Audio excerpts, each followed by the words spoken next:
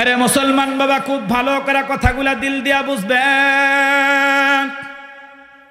এ বাবা, নবী আলাইহিস সালাতু ওয়াস সালামের সাহাবী বড় চমৎকার করে বললেন, আল্লাহ পাক রব্বুল আলামিন ওই বুলাস নামে জাহান্নামের মধ্যে আল্লাহ পাক অহংকার করেনওয়ালা ব্যক্তিগুলাকে বাবা ফালাইবে। বাবা, এরকম চতুর্দিকে আগুন জ্বালা দিয়া আল্লাহ পাক তাদেরকে পিঁপড়ার মতো করে ওই কক্ষটার মধ্যে আল্লাহ তাআলা উঠাইবে। মুসলমান বাবা, তারা হাউমাউ করে কান্না করবে, তারা চিল্লা চিল্লি করবে।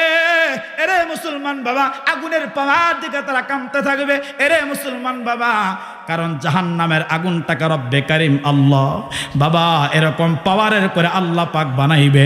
এই যে দুনিয়াতে আমি আপনি আগুনটা ব্যবহার করলাম, এই যে দুনিয়াতে আমি আপনি আগুনটা ব্যবহার করতেছি, বাবা দুনিয়ার আগুনের চাইতে মহান রব্বে কারিম আল্লাহ। এরে মুসলমান বাবা, আল্লামা ইমামে মালিক রহমতুল্লাহি আলাইহির বরাত দিয়া হযরত আবু হুরায়রা একটা লম্বা চূড়া হাদিস বয়ান করলেন। এরে মুসলমান বাবা, এই দুনিয়ার আগুনের চাইতে রব্বে কারিম আল্লাহ ওই জাহান্নামের আগুনটাকে আল্লাহ পাক আরো 69 গুণ বেশি পাওয়ারের করে আল্লাহ বানাইছে। তাহলে আপনারা আওয়াজ করে বলেন তো বাবা, মাত্র 3.5 হাত বডির এই মানুষগুলা ওই আগুনের মধ্যে ফালাইলে বলেন তো আমাদের কোনো অস্তিত্ব তালাশ করে বলেন তো পাওয়া কখনো যাবেনি? কথা কয় না মুসলমান বাবা, যাবে না, যাবে না। কিন্তু রব্বে কারিম আল্লাহ ওই আগুনের মধ্যে নিক্ষেপ করার আগে আল্লাহ তাআলা বেঈমানগুলাকে, আল্লাহ তাআলা জাহান্নামীদেরকে, আল্লাহ তাআলা পাপিষ্ঠদেরকে, আল্লাহ তাআলা বেঈমানগুলাকে জাহান্নামের মধ্যে নিক্ষেপ করার আগে আল্লাহ তাআলা তার দেহটাকে ওইভাবে তৈরি করবে। বাবা, তার দেহটাই হবে জাহান্নামের যাওয়ার জন্য সবচাইতে বড় আযাবের কারণ। নবী আলাইহিস সালাতু ওয়াস সালামের সাহাবী বড় চমৎকার করে বললেন, বাবা এরে মুসলমান, জাহান্নামী মানুষের দেহটা কেমন হবে?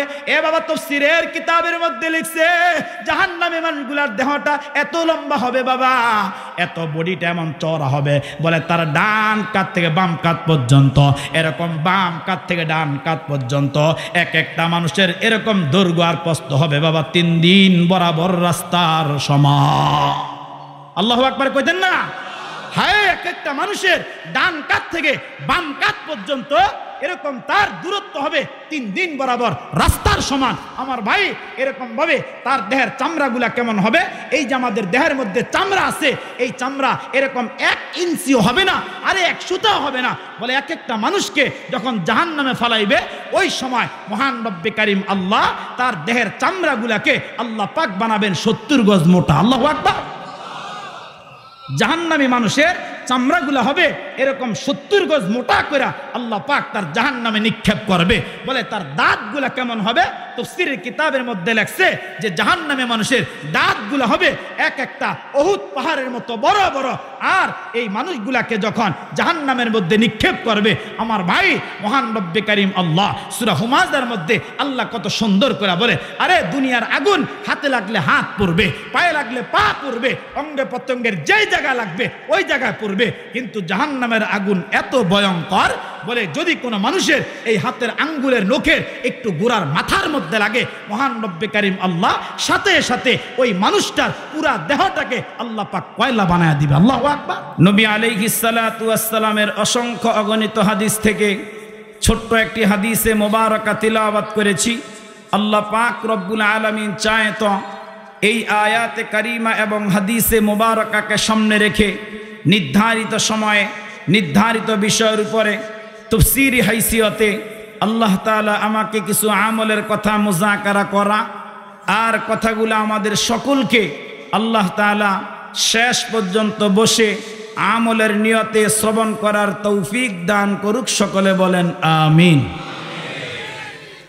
আমি যে আয়াতে কারিমা আপনাদের সামনে তেলাওয়াত করেছি, এই আয়াতে কারিমা মহাগ্রন্থ আল কোরআনুল কারীমের অত্যন্ত প্রসিদ্ধ এবং মশহুর এক আয়াত। যেই আয়াতে কারিমাকে আমরা বাংলাভাষী মানুষ যারা আছি, এই আয়াতে কারিমার বাংলা একটা নাম হিসাবে আমরা জানি, এই আয়াতে কারিমার নাম হচ্ছেন আয়াতুল কুরসি। বলেন তো নাম কি? আয়াতুল কুরসি। মহাগ্রন্থ আল কোরআনুল কারীমের মধ্যে এই আয়াতে কারিমাটা সবচেয়ে ফজিলতপূর্ণ এবং সবচেয়ে বরকতপূর্ণ। কোরআনুল কারীমের মধ্যে এই আয়াতে কারিমাটা মহান রব্বে কারিম আল্লাহ শ্রেষ্ঠ এবং মর্যাদা করে আল্লাহ পাক রব্বুল আলামিন তার কোরআনের মধ্যে নাজিল করছে। সুবহানাল্লাহ। আমার ভাই, আমি এই আয়াতে কারিমার আলোচনাটা আপনাদেরকে বোঝানোর স্বার্থে আমি এই আলোচনাটাকে আপনাদের সামনে 5 ভাগে ভাগ করব। কয় ভাগ বলেন না? কয় ভাগ? 5 ভাগ। 1 নম্বরে আমরা আলোচনা করব এই আয়াতুল কুরসি নামের আয়াতে কারিমা কেন মহাগ্রন্থ আল কোরআনুল কারীমের মধ্যে সবচেয়ে ফজিলত এবং বরকতপূর্ণ আয়াত, এটা কেন। 2 নম্বর, এই আয়াতুল কুরসি নামের আয়াতে কারিমা কেন মহাগ্রন্থ আল কোরআনুল কারীমের মধ্যে এই আয়াতে কারিমাটা কেন শ্রেষ্ঠ আয়াত। 3 নম্বর, এই আয়াতে কারিমা তিলাওয়াত করার ধারা। আমি আপনি এই আয়াতে কারিমাটা তিলাওয়াত করব, পড়ব। তিলাওয়াত করার দ্বারা আমার আপনার দুনিয়ার জিন্দেগিতে লাভটা কি হবে। 4 নম্বর বিষয়, এই আয়াতে কারিমার আমল করার দ্বারা, এই আয়াতে কারিমা তিলাওয়াত করার দ্বারা আমার আপনার পরকালের জিন্দেগিতে লাভটা কি হবে। 5 নম্বর বিষয়, এই আয়াতে কারিমাতে মহান রব্বে কারিম আল্লাহ তার নিজের কোয়ালিটি, তার নিজের গুণ, তার নিজের সিফাত, অর্থাৎ আল্লাহ জি আল্লাহ হলেন, তিনি যে রব হলেন, তিনি যে আসমানওয়ালা জমিনওয়ালা কুল কায়নাতের মালিক হলেন, অর্থাৎ তিনি যে আল্লাহ হলেন মহান রব্বে কারিম আল্লাহ। এই আয়াতে কারিমার মধ্যে আল্লাহ তার নিজের 10টা কোয়ালিটি, তার নিজের 10টা গুণ আল্লাহ পাক, অর্থাৎ তার নিজের পরিচয় আল্লাহ পাক এই আয়াতে কারিমার মধ্যে তুলে ধরছে। সুবহান। এই হলো আমাদের 5টা বিষয়। তাহলে আসেন, লম্বা চূড়া তকরির করার সময় হয়তো হবে না, এই জন্য একেবারে সংক্ষিপ্তভাবে 1 নম্বরে এই আয়াতে কারিমাটা কেন মহাগ্রন্থ আল কোরআনুল কারীমের মধ্যে অত্যন্ত দামি এবং ফজিলতপূর্ণ আয়াত, এটা কেন। এটা আমার কথা নয়, এটা আল্লাহর পয়গম্বর আলাইহিস সালাতু ওয়াস সালামের কথা, অর্থাৎ এটা আমার আপনার পয়গম্বর জনাবে মুহাম্মাদুর রাসূলুল্লাহ সাল্লাল্লাহু আলাইহি ওয়া আলিহি ওয়াসাল্লামের কথা। আমার আপনার পয়গম্বরের একান্ত এবং নৈকট্য ধন্য একজন সাহাবী, যার নাম হযরত উবাই ইবনে কাব রাদিয়াল্লাহু তাআলা আনহু, যিনি রাসূলুল্লাহর হাজার হাজার সাহাবায়ে কেরামের মাঝে যার কোরআনুল কারীমের তিলাওয়াত করার দক্ষতাটা অনেক বেশি ছিল, যার তিলাওয়াতটা ছিল অত্যন্ত আকর্ষণীয় এবং অবর্ণনীয়, মনোমুগ্ধকর তিলাওয়াত ছিল যার, এমনকি স্বয়ং রব্বে কারীম আল্লাহ তার বন্ধুকে, তার রসুলকে, তার নবীকে আল্লাহ পাক নির্দেশ করেছেন, বন্ধু আমার, দোস্ত আমার, আপনি আপনার সাহাবী উবাই ইবনে কাবের সামনে আমি আল্লাহ পাকের কোরআনটা তেলাওয়াত করেন। সুবহান। আল্লামা ইমামে মুসলিম রহমতুল্লাহি আলাই হযরত আনাস ইবনে মালিক রাদিয়াল্লাহু তাআলা আনহু থেকে একটা লম্বা চূড়া হাদিস বয়ান করে। হযরত আনাস ইবনে মালিক বলেন, নবী আলাইহিস সালাতু ওয়াস সালাম একদিন হযরত উবাই ইবনে কাব রাদিয়াল্লাহু তাআলা আনহুকে ডাইকা বললেন, উবাই, মহান রব্বে কারীম আল্লাহ আমাকে স্বয়ং আল্লাহ পাক নির্দেশ করেছেন আমি যেন তোমার সামনে কোরআনটা তিলাওয়াত করি, আমি যেন কোরআনটা তোমার সামনে পড়ি। হযরত উবাই ইবনে কাব ডাইকা বললেন, ওগো আল্লাহর পয়গম্বর, মহান রব্বে কারীম আল্লাহ আমি উবাইয়ের নামটা ধইরা ধইরা বলছে কিনা যে আমার সামনে আপনি তেলাওয়াত করেন, আল্লাহ কি আমার নামটা ধইরা বলছে? নবী আলাইহিস সালাতু ওয়াস সালাম বলেন, উবাই, হ্যাঁ, মহান রব্বে কারীম আল্লাহ স্বয়ং আমাকে আল্লাহ পাক তোমার নামটা ধইরা আল্লাহ তাআলা এই কথা জানাইছে আমি মুহাম্মাদুর রাসূলুল্লাহ যেন তুমি উবাই ইবনে কাবের সামনে আমি আল্লাহ পাকের কোরআনটা যেন তেলাওয়াত করি। সুবহান। আরে মুসলমান বাবা, খুব ভালো করে কথাগুলা দিল দিয়া বুঝবেন। এ বাবা, নবী আলাইহিস সালাতু ওয়াস সালাম যখন বললেন, উবাই, আল্লাহ পাক রব্বুল আলামিন আমাকে বললেন তোমার সামনে যেন আল্লাহ পাকের কোরআনটা তেলাওয়াত করি। মুসলমান বাবা, যুবক ভাই, খুব ভালো করে কথাগুলা দিল দিয়া বুঝবেন। এ বাবা, হযরত উবাই ইবনে কাব সাথে সাথে কান্না আরম্ভ করলেন। নবী আলাইহিস সালাতু ওয়াস সালাম কে ডাইকা বললেন, ওগো আল্লাহর পয়গম্বর, আপনি তো সাহেবে কোরআনওয়ালা একজন পয়গম্বর নবী, আপনার উপরে আল্লাহ পাক রব্বুল আলামিন 30 পারা কোরআনটা আল্লাহ পাক আপনার উপর নাজিল করলেন। ওগো আল্লাহর পয়গম্বর, আপনি যদি আমার সামনে কোরআনটা তেলাওয়াত করেন, আপনি যদি আমার সামনে যদি কোরআনটা পড়েন, ওগো আল্লাহর পয়গম্বর, আমার দিলের মধ্যে ভয় হয়, আমার দিলের মধ্যে একটা টেনশন হয়। মুসলমান বাবা, আল্লাহ পাক রব্বুল আলামিনের পয়গম্বর ইমাম মুসলিম একটা হাদিস বয়ান করলেন। নবী আলাইহিস সালাতু ওয়াস সালামের সাহাবী হযরত উবাই লম্বা চূড়া করে বললেন, নবী আলাইহিস সালাতু ওয়াস সালাম আমি উবাইকে একদিন ডাইকা বললেন, উবাই, আল্লাহ পাক রব্বুল আলামিন তার কালামের মধ্যে আল্লাহ তাআলা হাজার হাজার আয়াতে কারিমা নাজিল করলেন। মহান রব্বি কারীম আল্লাহ তার কোরআনের মধ্যে আল্লাহ হাজার হাজার আয়াতে কারিমা দিয়া আল্লাহ পাক তার কালামটা নাজিল করলেন। ও ভাই, তুমি বলো, তুমি কি বলতে পারো কোরআনুল কারীমের মধ্যে সবচাইতে ফজিলতের দিক দিয়া এবং সবচাইতে বরকতের দিক দিয়া কোন আয়াতে কারিমা? মুসলমান বাবা, নবী আলাইহিস সালাতু ওয়াস সালামের সাহাবী হযরত উবাই ডাইকা বললেন, পয়গম্বর, কোন আয়াতে কারিমাটা সবচাইতে দামি, কোন আয়াতে কারিমা অত্যন্ত ফজিলত এবং বরকতপূর্ণ? ওগো আল্লাহর পয়গম্বর, আল্লাহু ওয়া রাসূলুহু আ'লাম, এই কথাটা একমাত্র আল্লাহ এবং আপনি নবী সবচাইতে ভালো জানেন। কোরআনুল কারীমের মধ্যে সবচাইতে ফজিলতের দিক দিয়া এবং সবচাইতে বরকতের দিক দিয়া কোন আয়াতে কারিমাটা, হে আল্লাহর পয়গম্বর, এটা আল্লাহ এবং আপনি নবী সবচাইতে ভালো জানেন। নবী আলাইহিস সালাতু ওয়াস সালামের সাহাবী এই কথা যখন বললেন, আল্লাহর পয়গম্বর আলাইহিস সালাতু ওয়াস সালাম দ্বিতীয়বার আবার প্রশ্ন করলেন, হে উবাই ইবনে কাব, বলো না এই কোরআনুল কারীমের হাজার হাজার আয়াতে কারিমার মধ্যে, হাজার হাজার আয়াতের মধ্যে কোন আয়াতে কারিমাটা একেবারে আল্লাহ তাআলা ফজিলতপূর্ণ কইরা বরকতপূর্ণ করে আল্লাহ পাক নাজিল করেছেন? হযরত উবাই ইবনে কাব আবার প্রথমবারের মতো জবাবটা দিয়া দিলেন, হে আল্লাহর পয়গম্বর, আল্লাহু ওয়া রাসূলুহু আ'লাম, কোন আয়াতে কারিমাটা দামি, কোন আয়াতে কারিমাটা ফজিলতপূর্ণ? হে আল্লাহর পয়গম্বর, এটা আল্লাহ এবং আপনি নবী সবচাইতে ভালো জানেন। সুবহান। আরে মুসলমান বাবা, খুব ভালো করে কথা দিল দিয়া বুঝবেন। এ বাবা, নবী আলাইহিস সালাতু ওয়াস সালাম তৃতীয়বার আবার প্রশ্ন করলেন, উবাই, আল্লাহ পাক রব্বুল আলামিন তোমাকেও তো আল্লাহ তাআলা কোরআনের অনেক জ্ঞান দান করলেন, আল্লাহ তোমাকেও তো কোরআনুল কারীমের অনেক ইলম দান করছে। ও ভাই, বলো বলো, তুমি তোমার ইলমের দ্বারা বলো আল্লাহ তাআলার কোরআনের সবচাইতে ফজিলতপূর্ণ আয়াতে কারিমা কোনটা? মুসলমান বাবা, নবী আলাইহিস সালাতু ওয়াস সালামের সাহাবী হযরত উবাই আর কোনো কথা বললেন না। প্রথমবারের মতো আর কোনো জবাব দিলেন না, দ্বিতীয়বারের মতো কোনো জবাব দিলেন না। এরে মুসলমান বাবা, নবী আলাইহিস সালাতু ওয়াস সালাম যখন প্রশ্নটা করলেন, এবার হযরত উবাই ইবনে কাব সাথে সাথে তিলাওয়াত আরম্ভ করে দিলেন, আল্লাহু লা ইলাহা ইল্লা হুয়াল হাইয়ুল কাইয়ুম লা তাখুযুহু সিনাতুন ওয়ালা নাওম।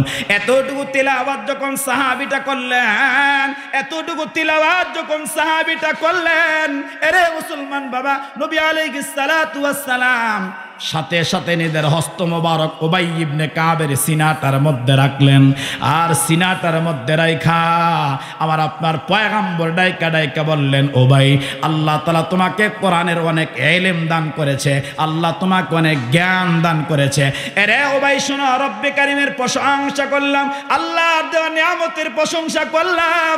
এই যে আয়াতে কারিমাটা তিলাওয়াত করলা, এই যে আয়াতে কারিমাটা পড়লা, এ সাহাবী শোনো, এই আয়াতে কারিমাটাই হচ্ছে আমার আল্লাহ পাকের কোরআনের সবচাইতে ফজিলত এবং বরকতপূর্ণ আয়াত।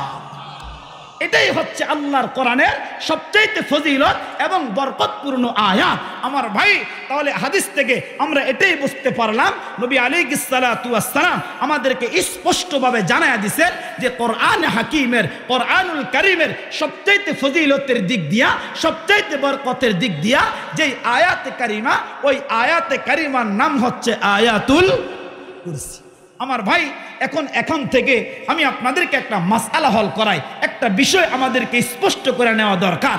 আল্লামা মুফতি শফি সাহেব রহমতুল্লাহি আলাইহি তাফসীর মারিফুল কোরআন সংক্ষিপ্ত তাফসীরের মধ্যে লেখছে যে এই ইশকালটা দুনিয়ার অনেক মানুষের মাঝে আসতে পারে, দুনিয়ার অনেক মানুষের মাঝে এই সওয়ালটা আসতে পারে যে হযরত হুজুরদের জবান থেকে সারাটা জীবন শুনলাম এই কোরআনুল কারীমটা দামি, কোরআনের প্রত্যেকটা আয়াত দামি, কোরআনের প্রত্যেকটা নকতা দামি, কোরআনুল কারীমের প্রত্যেকটা হরফ দামি, কোরআনুল কারীমের এরকম প্রত্যেকটা জের জবর দামি। কিন্তু হুজুর আজকে আপনি বললেন যে কোরআনুল কারীমের সবচাইতে ফজিলত এবং বরকতপূর্ণ আয়াত হচ্ছে আয়াতুল কুরসি। তাহলে আল্লাহ তাআলার কোরআনুল কারীমের অন্যান্য আয়াত কি দামি না?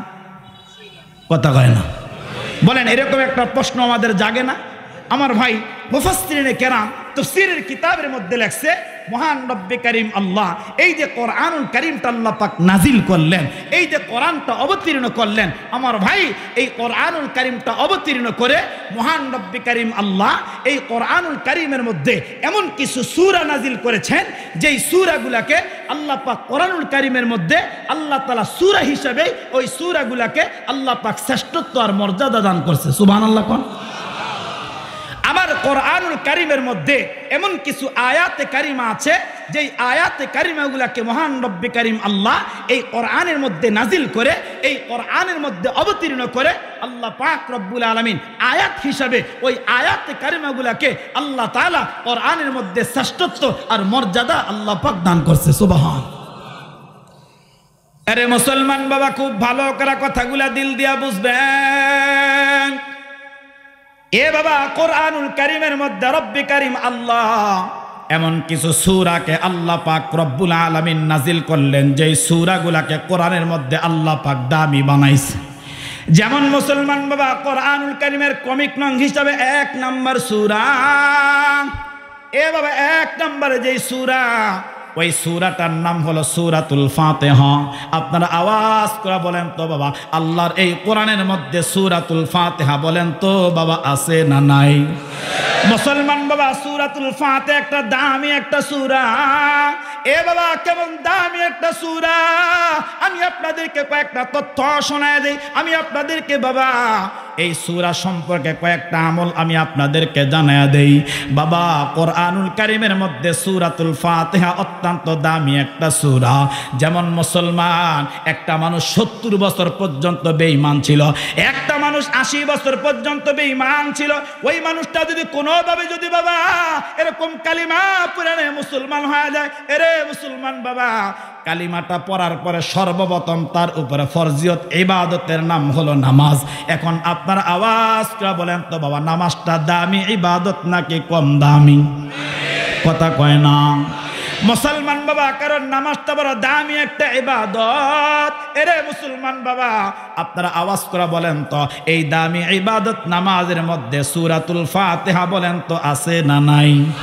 আর জোরে মোহাব্বতে ডাকদা বলেন আছে না নাই? এরে মুসলমান বাবা, সূরাতুল ফাতিহা দামি ইবাদত নামাজের মধ্যে আছে। এ বাবা, কোন মানুষ যদি বলে আমি সূরাতুল ফাতিহা নামাজের মধ্যে পড়ব না, নামাজের মধ্যে তিলাওয়াত করব না, আপনারা আওয়াজ করে বলেন তো বাবা, সূরাতুল ফাতিহা ছাড়া নামাজ পড়লে কখনো বান্দার নামাজটা বলেন তো হবে নি?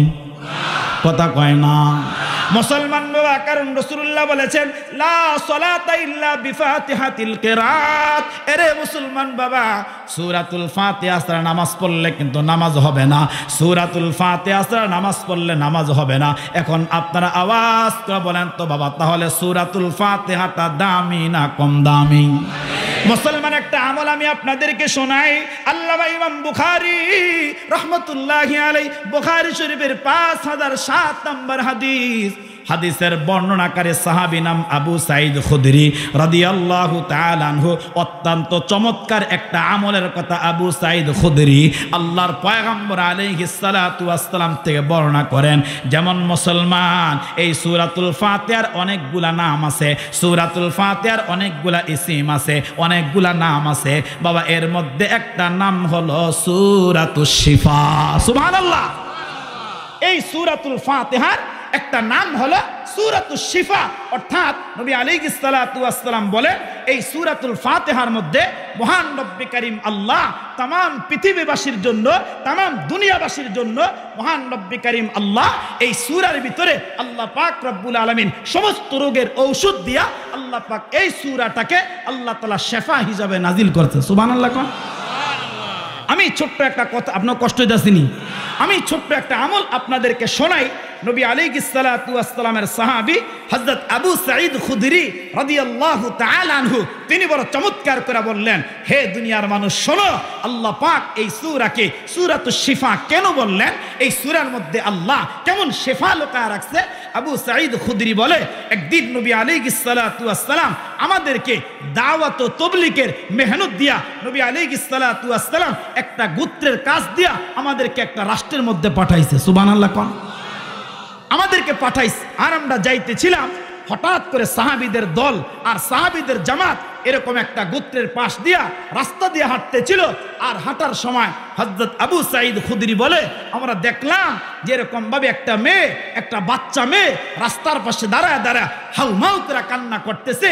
আর আমাদের সাহাবীদের জামাত দেখে, আমাদের দল দেখা তখন আমাদেরকে ডাইকা বললেন, হে মুরব্বীরা, আপনাদের মাঝে কেউ কি আছে যে ঝাড় ফুঁক করতে পারেন? এরকম কেউ আছে যে সাপে কাটলে তারপরে আপনারা এরকম ওজা হয়া ঝাইরা সাপে কর্তন করা রোগীকে ভালো করতে পারেন? এরকম কোন ওজা কি আপনাদের কাছে আছে? সুবহানাল্লাহ জোরে কোন। আবু সাঈদ খুদরি রাদিয়াল্লাহু তাআলা আনহু যখন ওই মেয়েটা এই কথা বললেন, আবু সাঈদ খুদরি বললেন, হ্যাঁ আমাদের মাঝে আছে তো এরকম ব্যক্তি আছে যে নাকি সাপে কর্তন করলে এরকম ঝাড় ফুঁক করতে পারে, সাপে কর্তন করলে ওই জায়গার ভিতরে দম করতে পারে, এরকম মানুষ আসে যে সাপের বিষকে নামাইতে পারে। বলো কেন, কি হয়েছে?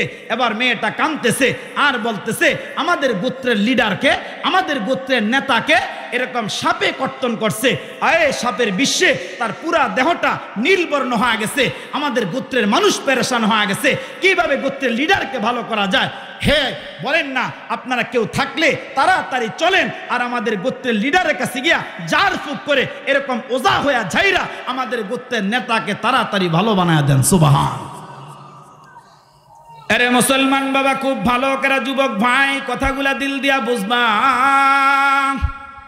এরে পর্দার আড়ালে আমার মা, আমার বোন, খুব ভালো করে কথাগুলো আপনারা দিলের কান লাগায় বুঝবেন।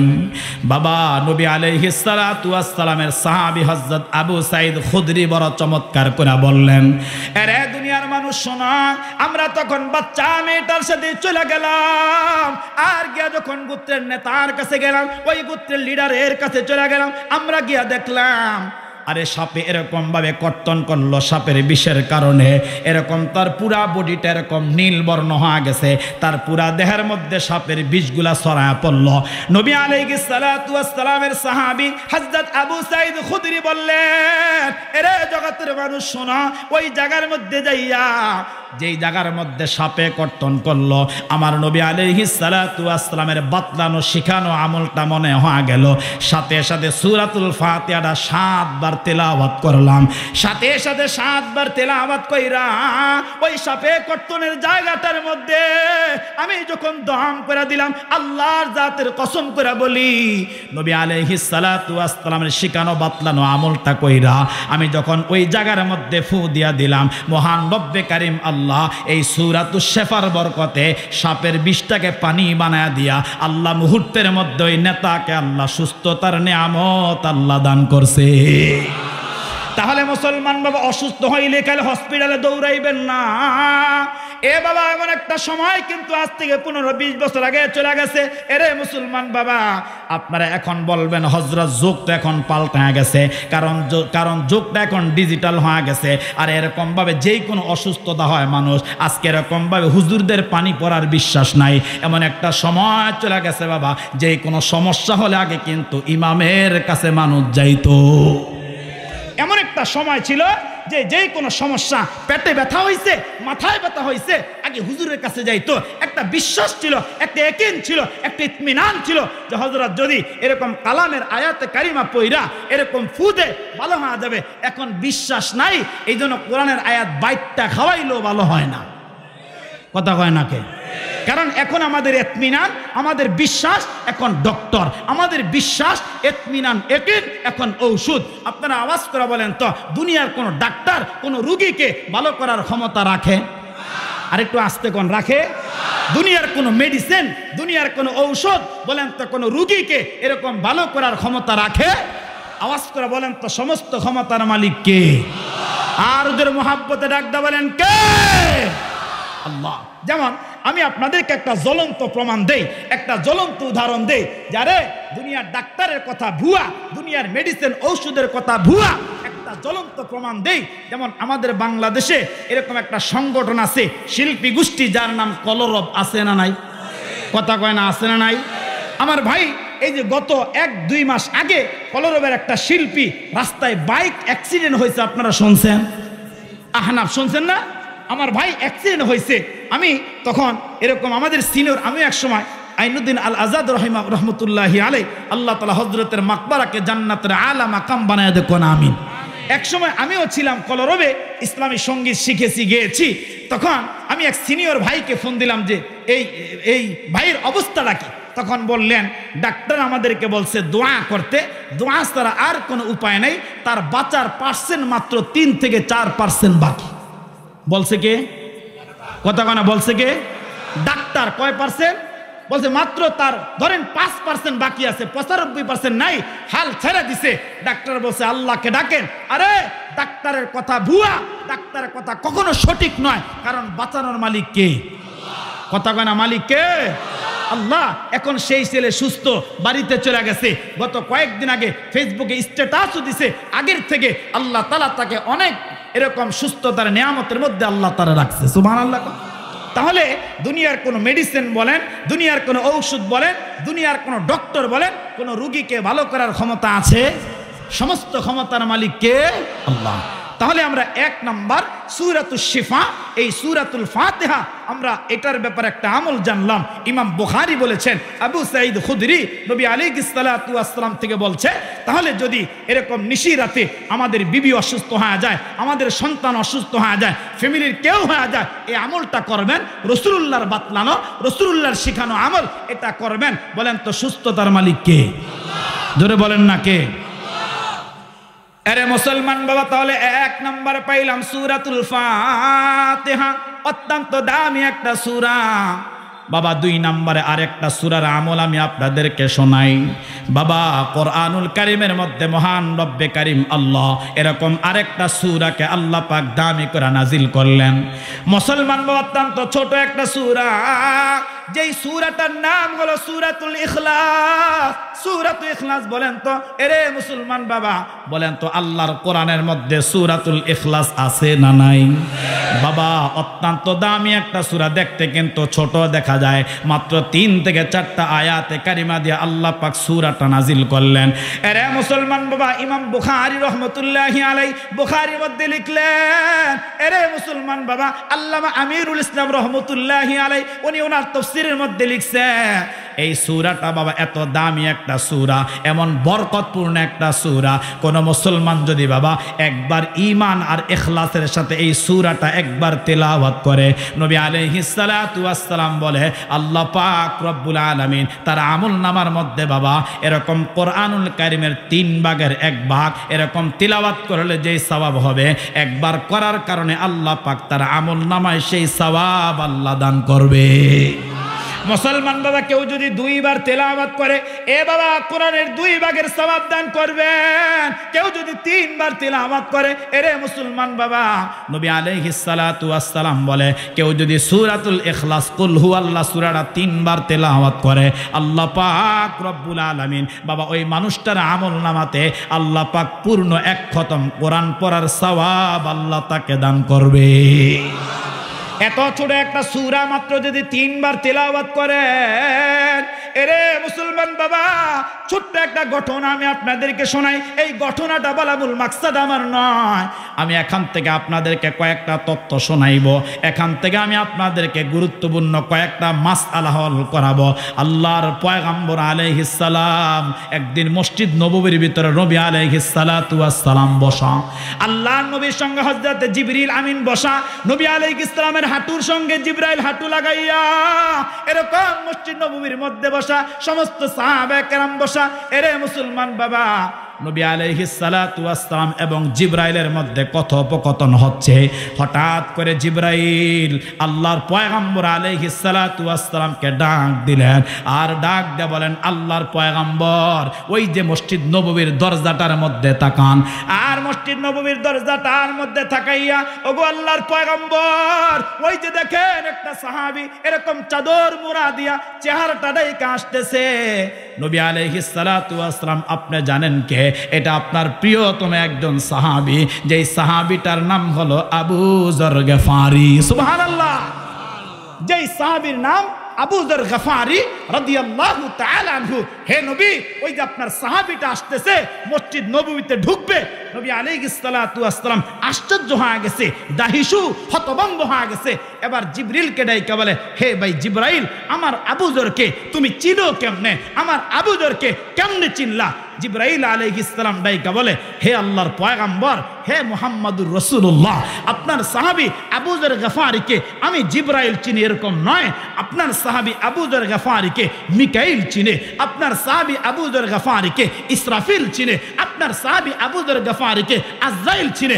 এমনকি আল্লাহ তাআলা যত ফেরেশতা বানাইছে, যত নূরের ফেরেশতা তৈরি করছে, হে আল্লাহর পয়গম্বর, সমস্ত ফেরেশতারা চিনে। এমনকি স্বয়ং রব্বে কারীম আল্লাহ আপনার সাহাবী আবু যর গফারিকে ফেরেশতাদের মাঝে আল্লাহ পাক স্বয়ং নিজেই তাকে পরিচয় করায়া দিয়েছে। নবী আলাইহিস সালাতু ওয়াস সালাম তো আশ্চর্য হয়ে গেছে।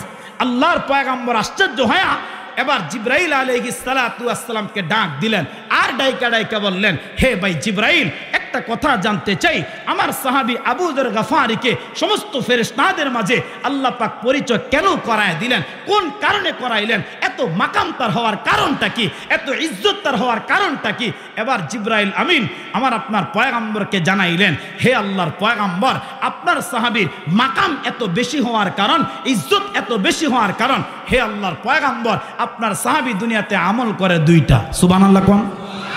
আমল কয়টা? জোরে কোন কয়টা? ভালো করে বুঝবেন। এখান থেকে কয়েকটা মাসআলা আমি আপনাদের হল করাবো।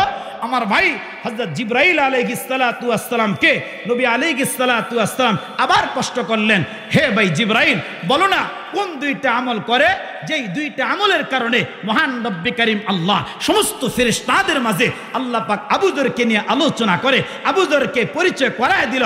বলো না ভাই জিবরাইল, আমার সাহাবীর আমলটা কি? সুবহানাল্লাহ, জোরে কোন। আরে মুসলমান বাবা, খুব ভালো করে কথা দিল দিয়া বুঝবেন। এ বাবা, হযরত জিবরাইল ডাইকা বললেন, ওগো আল্লাহর পয়গম্বর, আপনার সাহাবীর এক নাম্বার আমল। বাবা, খুব ভালো করে আমি আপনাদের পায়ের মধ্যে হাত রাখা বলি, এখন যে কথাগুলা বলবো খুব ভালো করে দিলের কান লাগায়া বুঝবেন। মুসলমান বাবা, জিবরাইল ডাইকা বললেন, পয়গম্বর, আপনার সাহাবীর এক নাম্বার আমল, আপনার সাহাবীটা দুনিয়ার জীবনে চলতে গিয়া, ওগো আল্লাহর পয়গম্বর, এই দুনিয়ার জমিনের মধ্যে বসবাস করতে গিয়া, লেনদেন মুআমালাত চলাফেরা করতে গিয়া আপনার সাহাবীর এক নাম্বার আমল হলো, আপনার সাহাবী তার নিজেকে একেবারে ক্ষুদ্র মনে করে, একেবারে ছোট মনে করে। অর্থাৎ আপনার সাহাবীর দিলের মধ্যে যাররা পরিমাণ কোনো অহংকার নাই। চিল্লায়া বলেন আল্লাহু আকবার। জিবরাইল বলে তার দিলের মধ্যে কোনো অহংকার নাই, তার নিজেকে একেবারে ছোট মনে করে, তার নিজেকে একেবারে ক্ষুদ্র মনে করে। এরে মুসলমান বাবা, এই যে আপনার হাজার হাজার মানুষ আজকে এখানে সমবেত হয়ে গেলেন, বাবা, এই যে এত মানুষ আপনার এখানে উপস্থিত হয়ে গেলেন, আপনারা আওয়াজ করে বলেন তো বাবা, সাহাবীর দিলের মধ্যে কোনো অহংকার নাই? আমরা এখানে যারা আছি বাবা, বলেন তো আমাদের দিলের মধ্যে অহংকার আছে না নাই? আর জোরে কোন, আছে না নাই?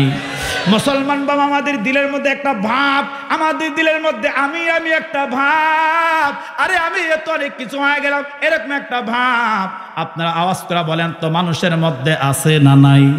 বাবা, এখান থেকে আমি একটা হাদিস আপনাদেরকে শোনাই। আল্লামা ইমামে মুসলিম রহমতুল্লাহি আলাইহি বাবা মুসলিম শরীফের সিফাতুল কিয়ামা অধ্যায়ের ভিতরে হযরত আমর বিন শুআইব রাদিয়াল্লাহু তাআলা আনহু থেকে একটা লম্বা চূড়া হাদিস বয়ান করে বাবা। কারণ মাটির বানানো মানুষের মধ্যে বলেন তো অহংকার করা কখনো শোভা পায়নি? কথা কয় না? এই মানুষের মাঝে অহংকার করবে এরকম কোন বস্তু বলেন তো আমাদের দেহের মধ্যে আছে? অহংকার করা এটা একমাত্র আল্লাহর জন্য খাস। বলেন তো কার জন্য? আল্লাহর জন্য খাস। এই জন্য দেখবেন যেই মানুষগুলা দুনিয়াতে অহংকার করে, যেই মানুষগুলা দুনিয়াতে তাকাব্বুর দেখায়, আমি একটা ভাব দেখায়, আমার ভাই ওই মানুষ কখনো উপরে উঠতে পারে না। অহংকারের কারণে আল্লাহ পাক দিন দিন তাকে ডাউন বানায় দেয়, ডাউন বানায় দেয়। কারণ অহংকার এটা আল্লাহ পাকের চাদর। যে অহংকার করলো, যে অহংকার করে দুনিয়ায় চললো, সে তো আল্লাহর চাদর নিয়ে টানাটানি করলো। আরে অহংকার তো মানুষের জন্য শোভা পায় না। এই জন্য যারা এই দুনিয়াতে অহংকার করা চলবে, যারা তাকাব্বুর করা চলবে, আমি ভাব নিয়ে চলবে, নবী আলাইহিস সালাতু ওয়াস সালামের সাহাবী হযরত আমর বিন শুআইব রাদিয়াল্লাহু তাআলা আনহু তিনি একটা লম্বা হাদিস বয়ান করছে। বলে যারা অহংকার দুনিয়াতে করবে, ওই কিয়ামতের ময়দানে মহান রব্বে কারীম আল্লাহ একটা স্পেশাল একটা জাহান্নাম বানাবে, স্পেশাল জাহান্নামের একটা কক্ষ বানাবে। আর সেই জাহান্নামের কক্ষটার নাম হবে বুলাস। কি নাম? বুলাস। কি নাম? বুলাস। বলে এই অহংকার করেনওয়ালা ব্যক্তিগুলাকে মহান রব্বে কারীম আল্লাহ ওই বুলাস নামে জাহান্নামের ভিতরে আল্লাহ তাদেরকে নিক্ষেপ করবে, আল্লাহ তাদেরকে ফালাইবে। আর ওই বুলাস নামের জাহান্নামের চতুর্দিক দিয়া আল্লাহ পাক আগুন জ্বালায় দিবে, আল্লাহ পাক আগুনকে প্রজ্বলিত করে দিবে। এরে মুসলমান ভাই, এরে যুবক ভাই, এ পর্দার আড়ালে আমার মা, এ বৃদ্ধ বাবা, জাহান্নামকে এমন ভাবে প্রজ্বলিত করবে, আগুনকে এমন ভাবে জ্বালাবে, আমি আমার রবের কসম করে বলি, আমি আমার আল্লাহর কসম করে বলি, ওই জাহান্নামের আগুন 1 সেকেন্ড সহ্য করার ক্ষমতা এই তামাম পৃথিবীর কোন ইনসানের মধ্যে নাই। আরে মুসলমান বাবা, খুব ভালো করে কথাগুলা দিল দিয়া বুঝবেন। এ বাবা, নবী আলাইহিস সালাতু ওয়াস সালামের সাহাবী বড় চমৎকার করে বললেন, আল্লাহ পাক রব্বুল আলামিন ওই বুলাস নামে জাহান্নামের মধ্যে আল্লাহ পাক অহংকার করেনওয়ালা ব্যক্তিগুলাকে বাবা ফালাইবে। বাবা এরকম চতুর্দিকে আগুন জ্বালায় দিয়া আল্লাহ পাক তাদেরকে পিঁপড়ার মতো করে ওই কক্ষটার মধ্যে আল্লাহ তাআলা উঠাইবে। মুসলমান বাবা, তারা হাউমাউ করে কান্না করবে, তারা চিল্লা চিল্লি করবে। এরে মুসলমান বাবা, আগুনের পাওয়ার দিকে তারা কাঁপতে থাকবে। এরে মুসলমান বাবা, কারণ জাহান্নামের আগুনটাকে রব্বে কারীম আল্লাহ বাবা এরকম পাওয়ারের করে আল্লাহ পাক বানাইবে। এই যে দুনিয়াতে আমি আপনি আগুনটা ব্যবহার করলাম, এই যে দুনিয়াতে আমি আপনি আগুনটা ব্যবহার করতেছি, বাবা দুনিয়ার আগুনের চাইতে মহান রব্বে কারীম আল্লাহ। এরে মুসলমান বাবা, আল্লামা ইমামে মালিক রহমতুল্লাহি আলাইহির বরাত দিয়া হযরত আবু হুরায়রা একটা লম্বা চূড়া হাদিস বয়ান করলেন। এরে মুসলমান বাবা, এই দুনিয়ার আগুনের চাইতে রব্বে কারীম আল্লাহ ওই জাহান্নামের আগুনটাকে আল্লাহ পাক আরো 69 গুণ বেশি পাওয়ারের করে আল্লাহ বানাইছে। তাহলে আপনারা আওয়াজ করে বলেন তো বাবা, মাত্র 3.5 হাত বডির এই মানুষগুলা ওই আগুনের মধ্যে ফালাইলে বলেন তো আমাদের কোনো অস্তিত্ব তালাশ করে বলেন তো পাওয়া কখনো যাবেনি? কথা কয় না। মুসলমান বাবা, যাবে না, যাবে না। কিন্তু রব্বে কারীম আল্লাহ ওই আগুনের মধ্যে নিক্ষেপ করার আগে আল্লাহ তাআলা বেঈমানগুলাকে, আল্লাহ তাআলা জাহান্নামীদেরকে, আল্লাহ তাআলা পাপিষ্ঠদেরকে, আল্লাহ তাআলা বেঈমানগুলাকে জাহান্নামের মধ্যে নিক্ষেপ করার আগে আল্লাহ তাআলা তার দেহটাকে ওইভাবে তৈয়ার করবে। বাবা তার দেহটাই হবে জাহান্নামের যাওয়ার জন্য সবচাইতে বড় আযাবের কারণ। নবী আলাইহিস সালাতু ওয়াস সালামের সাহাবী বড় চমৎকার করে বললেন, বাবা এরে মুসলমান, জাহান্নামী মানুষের দেহটা কেমন হবে? এ বাবা তাফসীরের কিতাবের মধ্যে লিখছে জাহান্নামী মানুষগুলোর দেহটা এত লম্বা হবে বাবা, এত বডিটা এমন চওড়া হবে, বলে তার ডান কাঁধ থেকে বাম কাঁধ পর্যন্ত, এরকম বাম কাঁধ থেকে ডান কাঁধ পর্যন্ত এক একটা মানুষের এরকম দৈর্ঘ্য আর প্রস্থ হবে বাবা 3 দিন বরাবর রাস্তার সমান। আল্লাহু আকবার কইতেন না? হায়, এক একটা মানুষের ডান কাঁধ থেকে বাম কাঁধ পর্যন্ত এরকম তার দূরত্ব হবে 3 দিন বরাবর রাস্তার সমান। আমার ভাই এরকম ভাবে তার দেহের চামড়াগুলা কেমন হবে, এই যে আমাদের দেহের মধ্যে চামড়া আছে, এই চামড়া এরকম 1 ইঞ্চিও হবে না, আরে 1 সুতাও হবে না। বলে এক একটা মানুষকে যখন জাহান্নামে ফালাইবে ওই সময় মহান রব্বে কারীম আল্লাহ তার দেহের চামড়াগুলাকে আল্লাহ পাক বানাবেন 70 গজ মোটা। আল্লাহু আকবার। জাহান্নামী মানুষের চামড়াগুলা হবে এরকম 70 গজ মোটা করে আল্লাহ পাক তার জাহান্নামে নিক্ষেপ করবে। বলে তার দাঁতগুলা কেমন হবে, তাফসীরের কিতাবের মধ্যে লেখছে যে জাহান্নামী মানুষের দাঁতগুলা হবে এক একটা উহুদ পাহাড়ের মতো বড় বড়।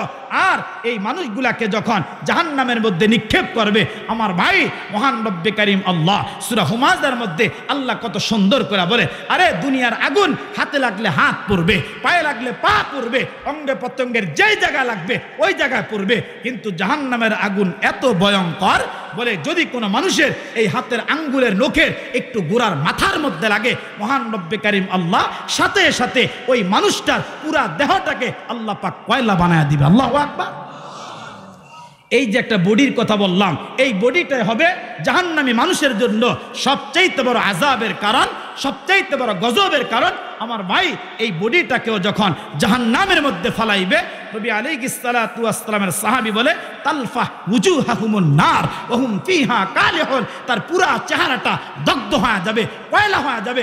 আর উপরের ঠোঁটটা এরকম ভাবে বটতে বটতে মাথার চান্দিতে চলে আসবে, আর নিচের ঠোঁটটা ঝুলতে ঝুলতে এরকম নাভির নিচে চলে আসবে। আপনারা আওয়াজ করে বলেন তো, এরকম ভয়ঙ্কর চেহারা দেখলে বান্দার দিলের মধ্যে ভয় লাগবে কি লাগবে না? এই জন্য আমার ভাই, যুবক ভাই, এইদিকে গেলে কথা হারায় ফেলবো। আমি আমার মূল কথার মধ্যে যাচ্ছি। তো সাহাবীর 1 নম্বর আমল হলো সাহাবীর দিলের মধ্যে কোনো অহংকার। এখন আমাদের দিলের মধ্যে আছে না নাই? কথা কয় না রে, আছে না নাই? তবে একটা মাসআলা আপনাদেরকে বলি, অহংকার মানুষ কেন করে? এই দুনিয়াতে মানুষ কেন অহংকার করে? আমার ভাই, অহংকার করার মৌলিক মূল কারণ হচ্ছে 5টা। কয়টা? আচ্ছা, আমরাও কষ্ট হইতে আসেনি? তাহলে বলেন অহংকার করার কারণ কয়টা? এখন যেগুলা বলবো খুব ভালো করে কথাগুলা দিলের কান দিয়ে বুঝবেন। মানুষ কেন অহংকার করে? আমার ভাই, অহংকার মানুষের জন্য শোভা পায় না। অহংকার মানুষের জন্য শোভা পায় না, কারণ অহংকার এটা একমাত্র কার জন্য খাস? জোরে বলেন, কার জন্য? আরে মুসলমান বাবা, খুব ভালো করে কথাগুলা দিল দিয়া বুঝবেন। এ বাবা, মানুষগুলা কেন জমিনের মধ্যে অহংকার করলো? এরে মুসলমান বাবা, ফিকহের কিতাবের মধ্যে লিখলেন অহংকার করার বাবা মৌলিক কারণ হলো 5টা। বাবা, এই 5টা কারণে জমিনের মধ্যে মানুষ অহংকার করে। তার মধ্যে 1 নাম্বার কারণ, বলে মানুষগুলা কেন অহংকার করে? বলে 1 নাম্বার কারণ হলো মানুষ অহংকার করে সুন্দরের কারণে। দুনিয়ার জমিনের মধ্যে অহংকার করে মানুষ সুন্দরের কারণে। এ বাবা, যে মানুষটা একটু সুন্দর হয়, যার চেহারার ডকটা দেখতে ভালো হয়, একটু নমুনাটা ভালো হয়, এরে মুসলমান বাবা, আপনারা আওয়াজ করে বলেন তো, সুন্দর মানুষের মধ্যে অহংকার বলেন তো আছে না নাই? বাবা, আমি উদাহরণ দিতে গিয়ে সবসময় একটা কথা বইলা থাকি।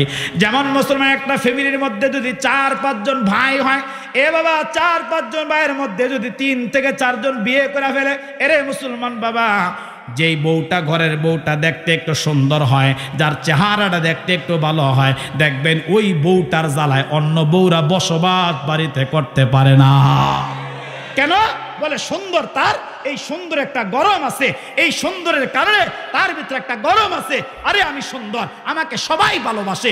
তবে আমার ভাই, যে সুন্দর হয়, যে কালো হয়, যে লম্বা হয়, যে মোটা হয়, যে তাজা হয়, যে বেটি হয়, আমার ভাই এই সুন্দরের কোনো দাম আল্লাহর কাছে নাই। মহান রব্বে কারীম আল্লাহ কিয়ামতের মাঠে কোনো সুন্দরের বিচার করবে না, কোনো কালোর বিচার করবে না, কোনো লম্বার বিচার করবে না, কোনো মোটা তাজার বিচার করবে না, কোনো খাটো মানুষের বিচার করবে না। আল্লাহ বিচার করবে, আরে কোন মানুষটা স্বচ্ছ কলব নিয়ে আসছে, কোন মানুষটা সুন্দর কলব নিয়ে আর সুন্দর আমল নিয়ে আসছে।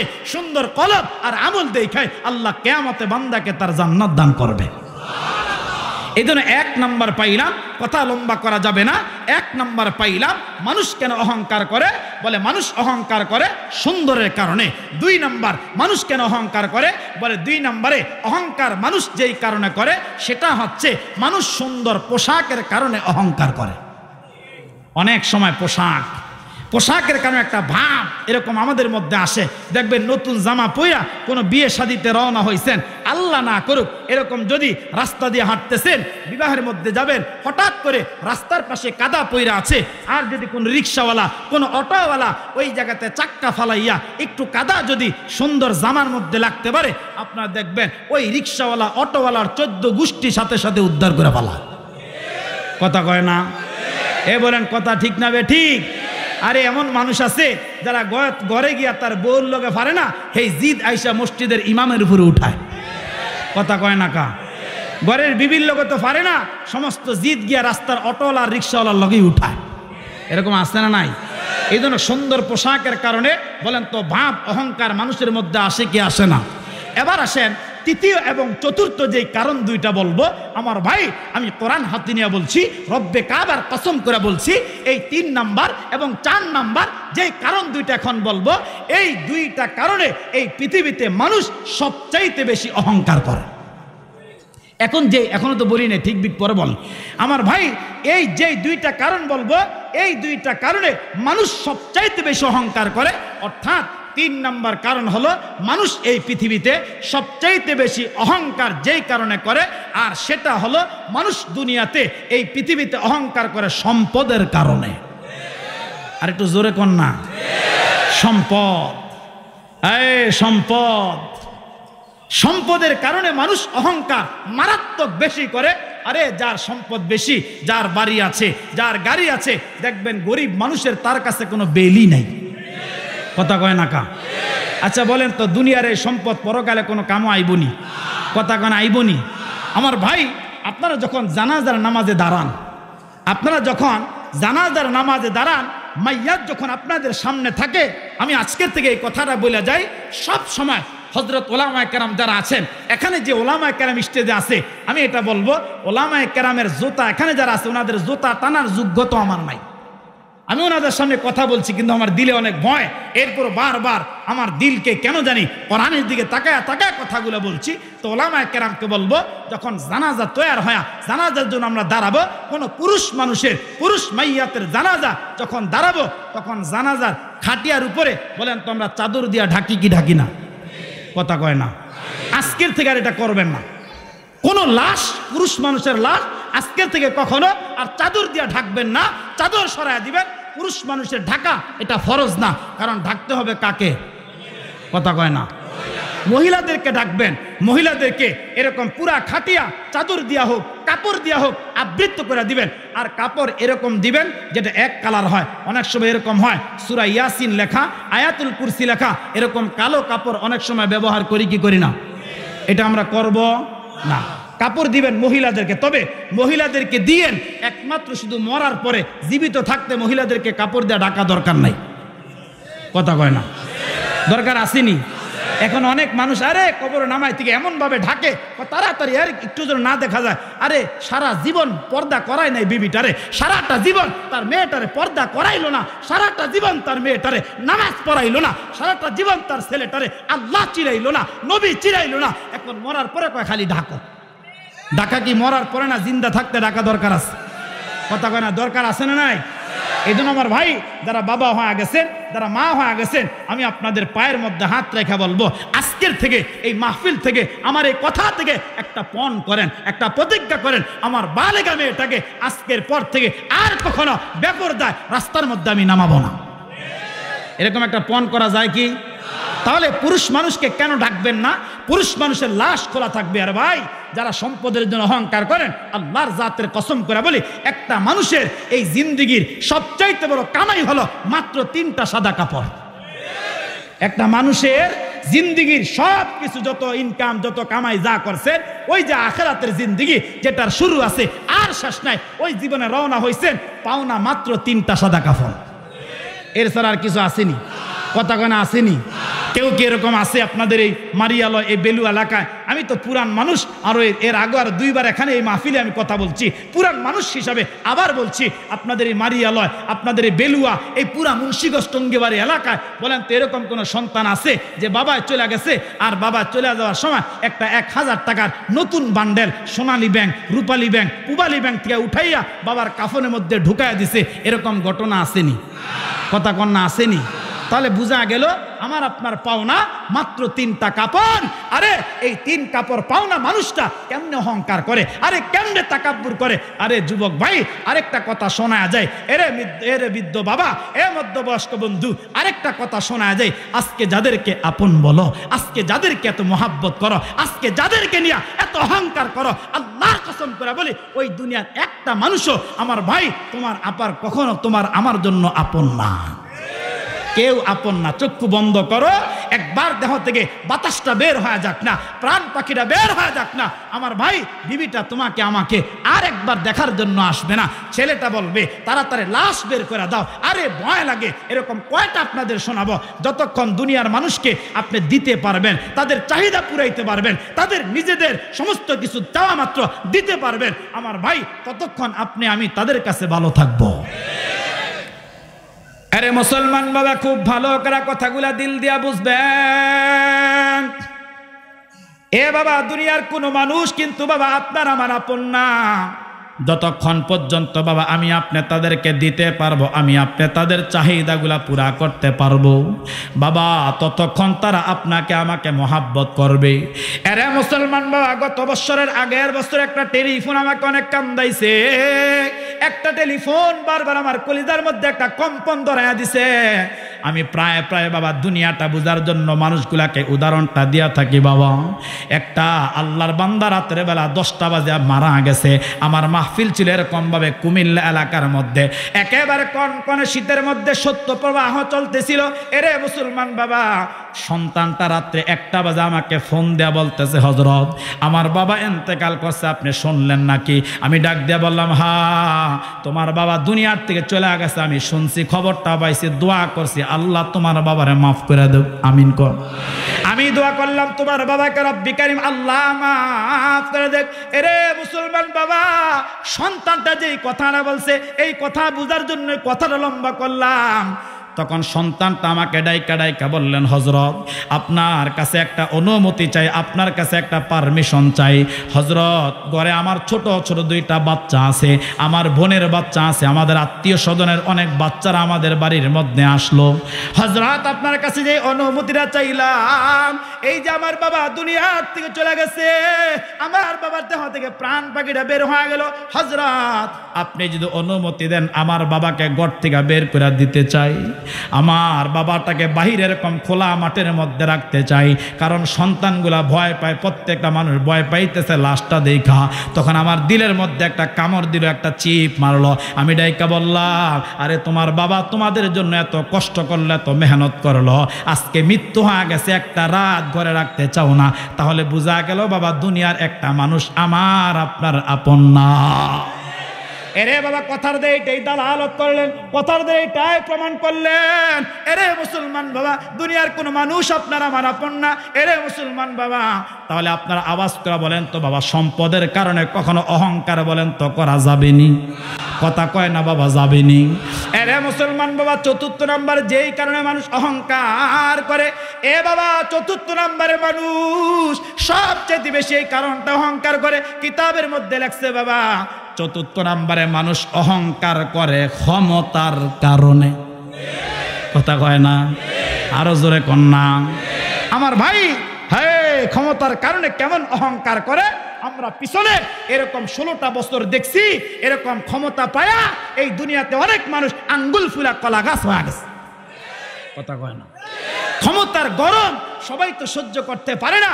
আরে ক্ষমতার গরমের কারণে কিছু হইলে আমাদের টুটি চাইবা ধরছে।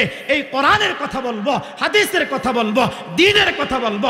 92% মুসলমানের দেশে ইসলামের তাহজিব তামাদ্দুন নিয়া আমরা কথা বলবো, এরপর আমাদের টুটি চাইবা ধইরা আমাদের বাক স্বাধীনতাকে জালেমরা এই দুনিয়াতে হরণ করছে। এমনকি যখনই কোরআনের কথা বলছি, যখনই সন্ত্রাসের বিরুদ্ধে বলছি, যখনই সুদের বিরুদ্ধে বলছি, যখনই ঘুষের বিরুদ্ধে বলছি, তখনই ওলামায়ে কেরামদেরকে গ্রেফতার করে ওই জালেমগুলা এরকম ভাবে তারা ওলামায়ে কেরামকে আয়নাগর নামের জেলখানার মধ্যে বন্দী করছে। মহান রব্বে কারীম আল্লাহ আলেমদের চোখের পানিকে আল্লাহ এমন ভাবে কবুল করছে, এমন ভাবে মাকবুল করছে। আরে যারা আলেমদেরকে আয়না করে বন্দী করছে, যারা আলেমদেরকে জেলখানায় বন্দী করছে, মহান রব্বে কারীম আল্লাহ এই জমিন বরদাস্ত করে নাই, জমিন আলেমের চোখের পানি বরদাস্ত করতে পারে নাই। এই জন্য জমিন তাদেরকে ভূমি কইরা এরকম মাবুর দেশে ওই দিল্লি পাঠাচ্ছে। কথা বলতে পারি না আমরা, 16-17 বছর কথা বলতে পারি নাই। কথা বলতে গেলে আমাদের লাগাম টেরা ধরছে, আমাদের টোনে চাইপা ধরছে। মনে রাখবা, এই কোরআন আগুন, আরে মোমবাতি ফু দিয়া নিবানো যায়, কিন্তু কারেন্টের বাতি ফু দিয়া নিবানো যায় না। যারা আলেমদের সাথে দুশ্মনী করছো তাদেরকে এই মাটি বরদাস্ত করে নাই, এই মাটি থাকতে দেয় নাই, তাদেরকে মামুর বাড়ি ওই দিল্লি পাঠাইয়া দিছে।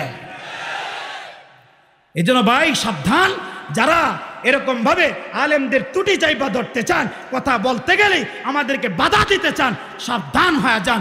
এই জন্য আমার ভাই, আমরা বহু কিছু দুনিয়ায় দেখছি, আমাদেরকে আল্লাহ বহু কিছু এই বয়সে দেখাইছে। তবে একটা জিনিস দেখা বাকি, সেটা হলো আল্লাহর কোরআন দিয়া এই বাংলার জমিনটা পরিচালিত হবে। আমরা একজন শাসক চাই যে হযরত ওমরের মতো, একজন শাসক চাই যে আবু বকরের মতো এই দেশ পরিচালনা করবে। এই দেশ যদি ওমরের মতো কেউ পরিচালনা করে, আবু বকরের মতো করে, এই বাংলার জমিনে কোনো মানুষ কখনো দুর্নীতি করার সাহস পাবে না। আমাদের রক্ত, আমাদের কষ্টের অর্জিত টাকা এরকম দিয়া বিলাতে বাড়ি বানায়া সবাই তালে তালে নাচছে, আর আমরা আঙ্গুল চুষবো, বৈশা কলা খাবো, এটা বাংলাদেশের মুসলমান আর বরদাস্ত করবে না।